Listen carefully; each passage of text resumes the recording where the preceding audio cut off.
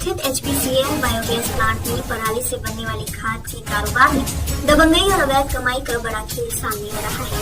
शुरुआती जांच और सूत्रों से मिली जानकारी में संकेत मिले हैं कि प्लांट से होने वाली मोटी कमाई और संसाधनों पर कब्जा चाहता था, जिसमें ये दोनों अधिकारी आड़े आ रहे थे। माना जा रहा है कि इसी वजह से हत्याकांड को अंजाम दिया गया है। प्लांट से निकलने वाले बायो फर्टिलाइजर खाद लोडिंग, अनलोडिंग और परिवहन के काम में भारी आर्थिक लाभ होने के कारण इस पर लंबे समय से स्थानीय दबंगों, बिचौलियों और कुछ रसूखदारों की नजर थी। सूत्रों के मुताबिक प्लांट में तैयार होने वाली खाद की सप्लाई को लेकर नियमों को ताक पर रखकर मनमानी की जा रही है। आरोप है कि कुछ कर्मचारी स्थानीय दबंगों से साठगांठ कर खाद को अवैध तरीके से ट्रॉलियों में भरवा कर बाहर बेच रहे थे।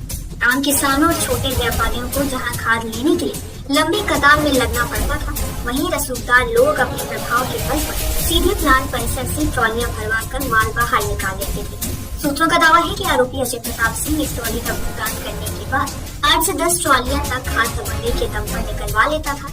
इस दौरान कतार में खड़े किसानों और व्यापारियों को धमका कर पीछे कर दिया जाता था। बताया जाता है कि प्लांट के भीतर नियुक्त कुछ कर्मचारी भी इस खेल में शामिल थे। अंदरूनी मिलीभगत के कारण खाद की लोडिंग में मनमानी हो रही थी। प्लांट से बनने वाली बायो फर्टिलाइजर खाद शुरू में लगभग 50 पैसे प्रति किलो की दर से उपलब्ध कराई जा रही थी, जिससे आसपास के किसानों को काफी लाभ मिल रहा था। जैसे जैसे इसकी मांग बढ़ी, इस कारोबार में बिचौलियों और दबंगों की दिलचस्पी भी बढ़ती गई। हालात को देखते हुए कंपनी प्रबंधन ने खाद की बिक्री को नई ब्रांडिंग और थर्ड पार्टी व्यवस्था के जरिए करने की तैयारी शुरू कर दी, जिससे इसकी कीमत 2 से 2.5 रुपए प्रति किलो तक हो सकती थी। माना जा रहा है कि इस बदलाव से अवैध तरीके से खाद निकाल मुनाफा कमाने वाले लोगों के हित प्रभावित होने वाले थे, जिससे तनाव बढ़ गया। प्लांट परिसर में केवल खाद की सप्लाई ही नहीं, बल्कि लोडिंग, अनलोडिंग और परिवहन के नाम पर भी मोटी कमाई होने की चर्चा है।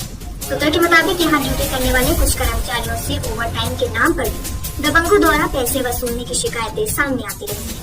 जब प्लांट की शुरुआत हुई थी तब यहाँ करीब 125 आउटसोर्सिंग कर्मचारी काम कर रहे थे, लेकिन बढ़ते विवाद और दबाव के चलते कर्मचारियों की संख्या घटकर अब 100 से भी कम रह गई है। इस वारदात के बाद 12 मार्च से ही आरोपी का घर और आश्रित की दुकान बंद है।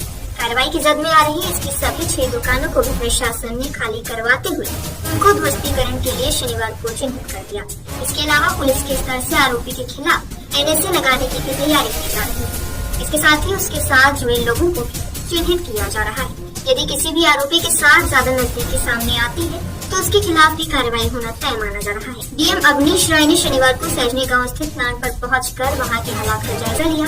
DM ने प्लांट के अधिकारियों और कर्मचारियों से भी बात की और उन्होंने हर संभव मदद का आश्वासन दिया। DM ने बताया कि प्लांट पर सुरक्षा के लिए PSC तैनात है।